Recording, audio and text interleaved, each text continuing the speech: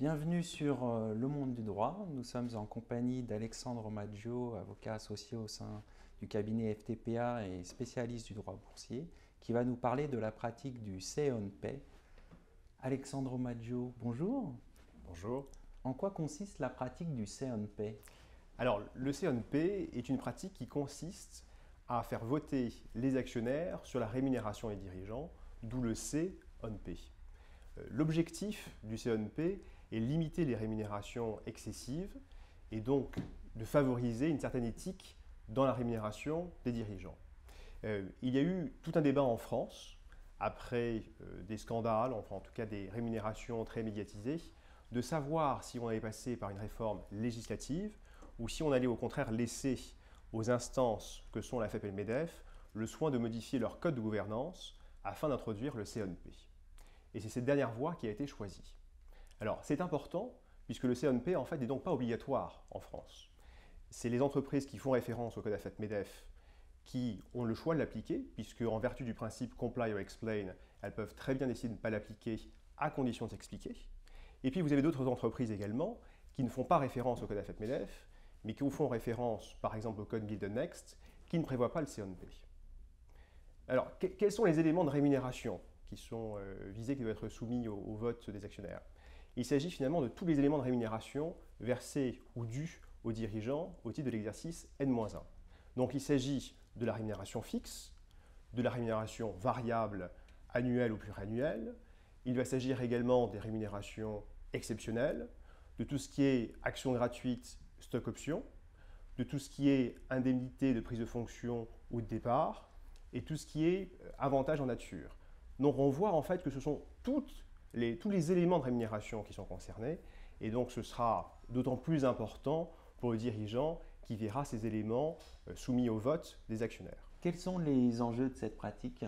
Les enjeux sont nombreux. Ce qui va être clé, c'est surtout la préparation de l'Assemblée générale. Préparation qui va tout d'abord consister pour l'émetteur à aller démarcher les investisseurs institutionnels, les agences de conseil en vote, en amont de l'Assemblée générale, pour s'assurer d'avoir soit des votes positifs le jour de l'Assemblée, soit d'avoir des recommandations de vote positif, puisque les agences de conseil en vote, pour beaucoup d'investisseurs institutionnels, ont une influence très importante. Donc il va y avoir tout un travail, si vous voulez, pour arriver à justifier du caractère raisonnable de la rémunération, c'est-à-dire qu'elle n'est pas excessive finalement par rapport à la rémunération versée au pair, qu'elle est conforme aux bonnes pratiques de gouvernance et que la rémunération n'est pas non plus excessive par rapport aux résultats de l'entreprise. Tout un enjeu important de préparation en amont qui sera d'autant plus important si l'émetteur a un capital atomisé et si les résultats ne sont pas en ligne avec les attentes du marché, puisqu'il risque d'y avoir une cristallisation du mécontentement des actionnaires sur ces résolutions en particulier. Le deuxième enjeu va être au niveau de la préparation et de la documentation. Le code AFEP-MEDEF ne donne pas de directive précise par rapport à ça, donc on peut imaginer deux modalités. Il peut s'agir finalement soit de faire un rapport spécifique, soit d'avoir les éléments d'information dans le cadre du rapport financier annuel. Ce qui me paraît important, c'est qu'il faut une présentation qui soit synthétique, pragmatique pour les actionnaires et que surtout toute l'information soit rassemblée en un seul lieu pour permettre justement aux actionnaires d'avoir rapidement une vision de tous les éléments de rémunération dus ou versés aux dirigeants concernés. Le troisième enjeu qui va être important est de savoir ce que va faire le Conseil en cas de vote négatif, voire en cas de vote avec une faible majorité de la résolution. Le code AFEP-MEDEF nous indique que le Conseil doit se réunir après délibération du comité des rémunérations pour décider ce qu'il va faire du vote intervenu en Assemblée générale. Il ne faut pas oublier que le vote des actionnaires est un vote consultatif et que c'est donc toujours au conseil d'administration de décider au final ce qu'il va advenir de la rémunération versée ou due aux dirigeants.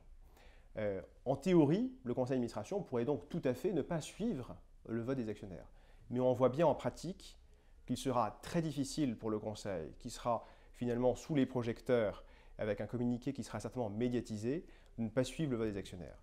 Et je pense qu'aucun conseil n'a envie de se retrouver dans cette situation, d'où la nécessité d'avoir une préparation en amont la meilleure possible. Merci d'avoir répondu à mes questions.